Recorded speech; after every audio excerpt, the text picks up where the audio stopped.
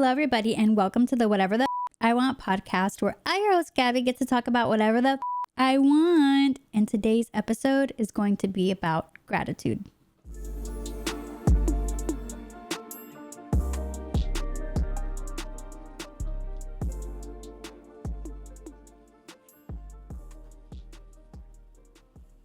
So I want to start off today's episode by reading something from Simple Abundance, the book I was telling you all about. And there's this quote by Melody Beattie that says, "Gratitude unlocks the fullness of life. It turns what we have into enough and more. It turns denial into acceptance, chaos to order, confusion to clarity. It can turn a meal into a feast, a house into a home, a stranger into a friend. Gratitude makes sense of our past, brings peace for today, and creates a vision for tomorrow." In the book, she also highlights that she writes down 5 things every day that she can be grateful about. And on rough days, it typically includes her basic needs being met. So her health, her husband, she's grateful for her daughter and their animals, their home, their friends, and a comfortable bed. And she also says, real life isn't always going to be perfect or go our way, but the reoccurring acknowledgement of what is working in our lives can help us not only survive, but surmount our difficulties. She also says, simplicity, order, harmony, beauty, and joy, all the other principles that can transform your life, will not blossom and flourish without gratitude. That the more you have and are grateful for, the more will be given to you. It is in the smallest details that the flavor of life is savored. And I completely agree with that. I think that energy goes where attention flows. And it's so important to be grateful for the things that you have that you don't really realize that you're taking for granted. So for example, having drinkable water. How much of the world's population does not have drinkable water? How much of the world's population does not have a roof over their head? How much of the world's population does not have food to eat? And you can get so tired. You're like, oh, I've been eating the same meal for so long. I'm trying to save up and, I can't go out to eat and I'm, not able to do certain things because you feel restricted. And there are so many people out there who would give anything to have what you have. And nothing will be given to somebody who's ungrateful. So I think for a period of my life, I just felt extremely stagnant. And I think the main reason was because I was not appreciating what I had. When I was streaming on Twitch, I would get so hard on myself. I'm like, oh, I have been streaming for so long. My average isn't going up. And I would get hard on myself about these statistics that really didn't matter. And at a certain point, I started to focus on, okay, well, so-and-so came into my stream and I got to have a really nice conversation. And that was really what I looked forward to because the numbers were so hard on me that I would really look forward to the conversations I would have with people. And I'm grateful for the people that I've met through Twitch. Although I'm not streaming anymore, it really did bring me a community of people who have had my back. And I think we oftentimes forget how much of a community that we do have. Obviously quality over quantity. It's so important to have a solid group of people who love you and truly care about you and want the best for you. I'd much rather have that than 10 people who are fake and who talk shit about you behind your back.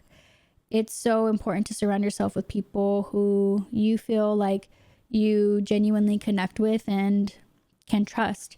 And I think at that point, you need to use your discernment, use your intuition, trust your gut. When there is a partner that you're seeing, whenever there's a relationship that you want to flourish with a friend, you need to be listening to that little part of you that says, this is a great idea. I feel really good when I'm with this person. I feel really good, whenever I'm, leaving, hanging out with them. They tell me that they appreciate me. They make me feel really good. And I just feel great. Or if you leave and you're like, I didn't like the way that they approached this situation. Or, every single time I'm with them, they just talk about themselves. There's people that are like that. And there's people who are positively toxic. They are just so toxically positive where it's like, oh dude, I sprained my ankle, and they're like, it's okay, you'll get over it. or it's okay, it's fine. At least you can still walk on the other leg. And it's like, it's important to acknowledge that pain does exist and that things can suck. I obviously think you should choose to be an optimist, you know, feel what you got to feel, validate those feelings, you know, like this heartbreak fucking sucks. And it's going to take me a while to feel good, but, you know, eventually I will feel good. You know, it's important to figure out that balance of like, am I completely disregarding my feelings or somebody else's feelings? And am I offering a different sort of perspective? Because I think it is helpful for somebody if they're depressed or going through something to offer them a different perspective, you know, even when somebody's experiencing loss. I think it's so easy for people to be like, well, they're in heaven now, they're no longer suffering. And it's like, sure, if you believe in that, but it's like, still fucking sucks. You know, you miss them. And I think the quote is saying, it goes like, grief is love with nowhere to go. And, you know, because like you physically want to hold and love on this person and, you know, be with them, and now you can't. But that doesn't necessarily mean that they're not there. They're just there in a different way. I got to do a whole episode on grief because grief is different for everybody, but I feel like I've learned a lot through my grief. And so I'll have to do like a whole episode on that. But yeah, back to gratitude. I challenge you to, if you can right now, pause this episode, grab a piece of paper, use your notes app, get a pen, and write down 5 things that you're grateful for.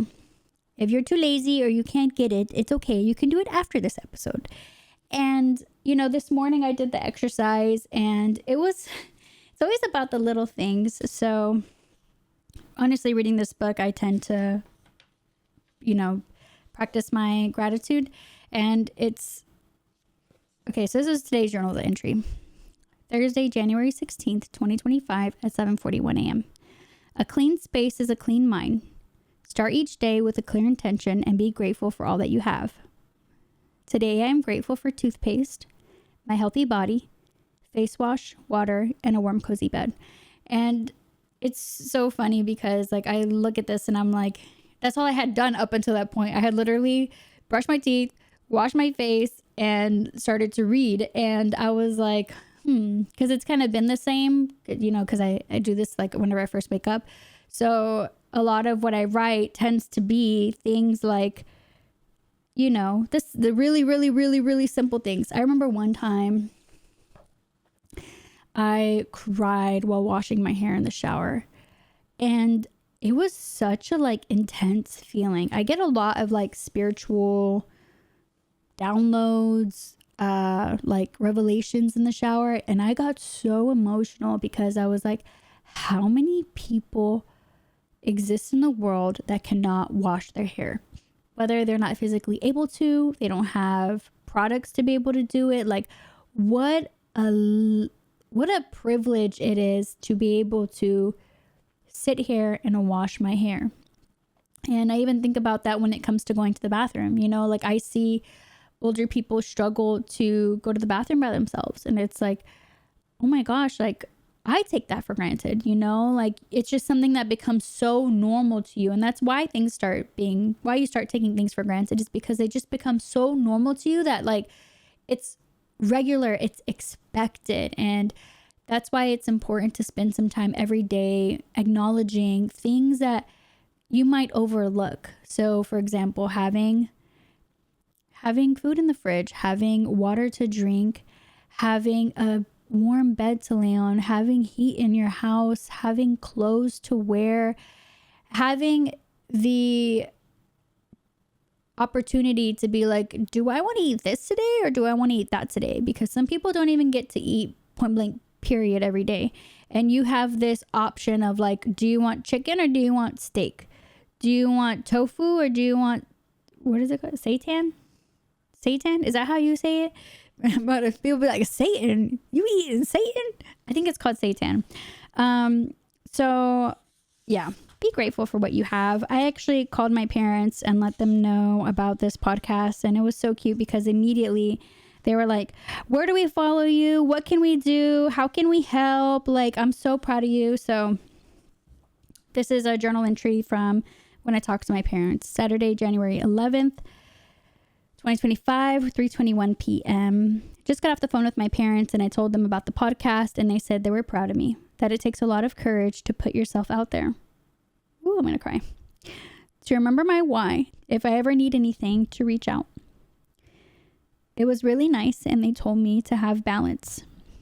And my mom told me that she loves that I prioritize myself. And she told me how I gave birth to a new project and to just show up.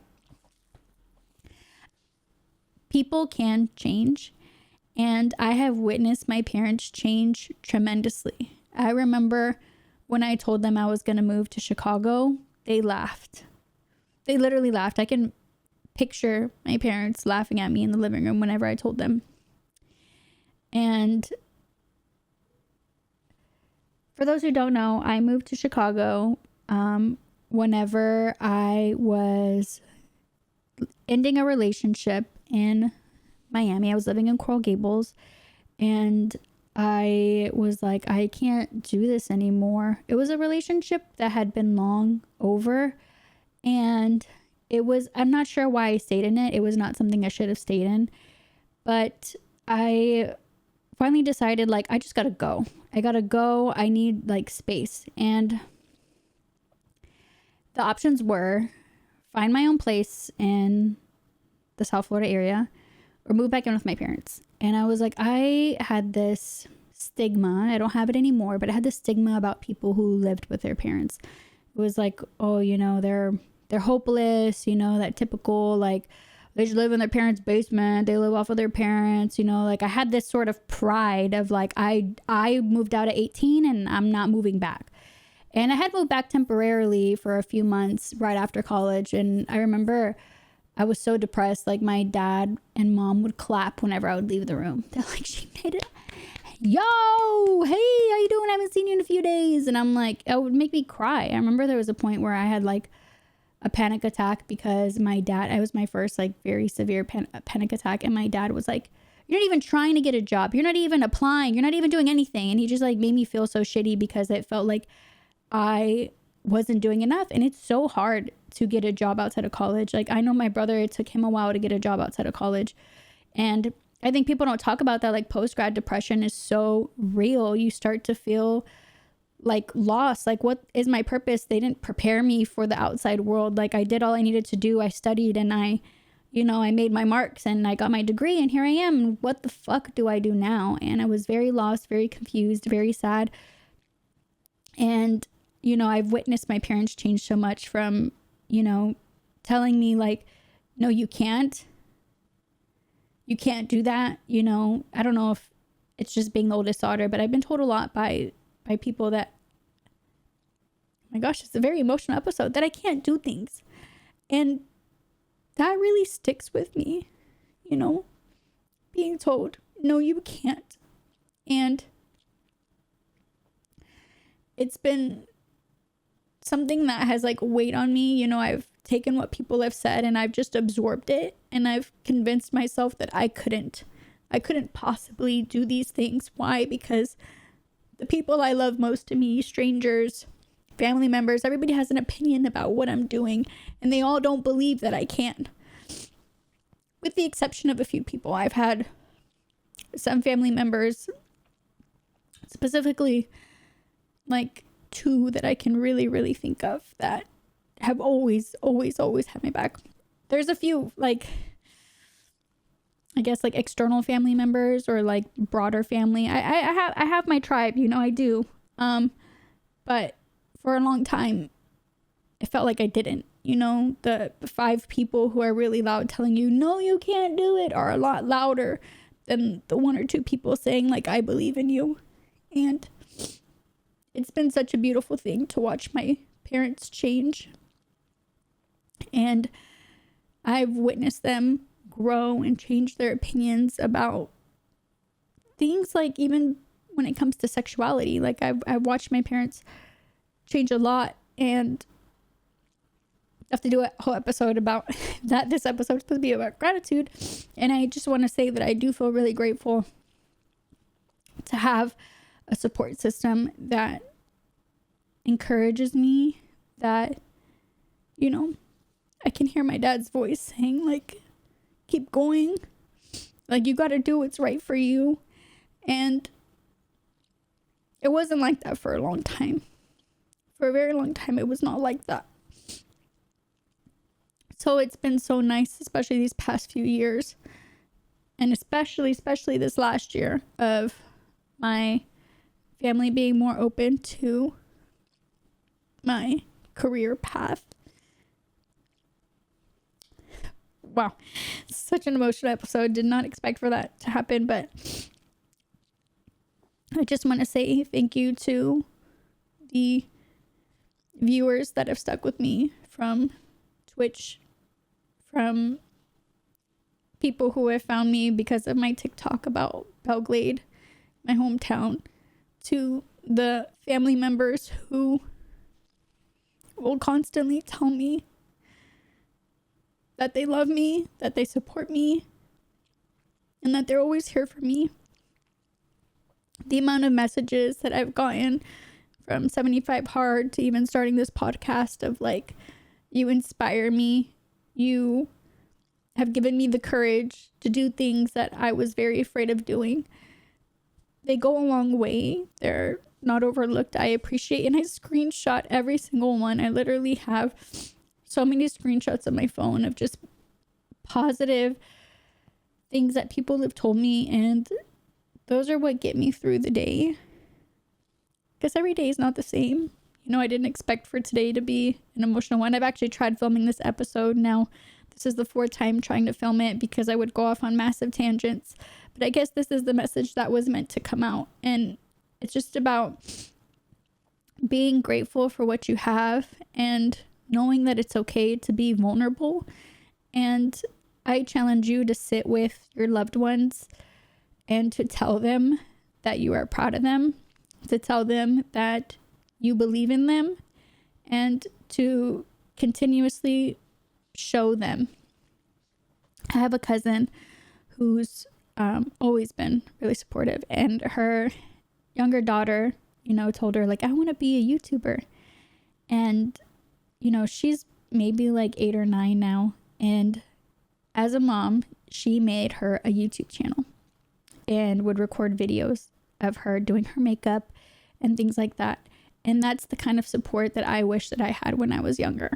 And I think that that's so admirable as a parent, to completely put aside your ego and your thoughts and beliefs about what your child should be like, who your child should be, and just entirely supporting them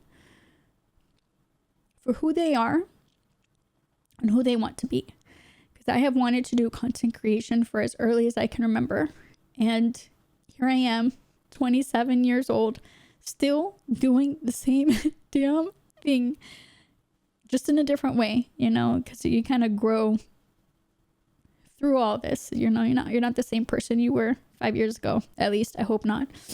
So with that being said, spend some time today telling your loved ones that you love them.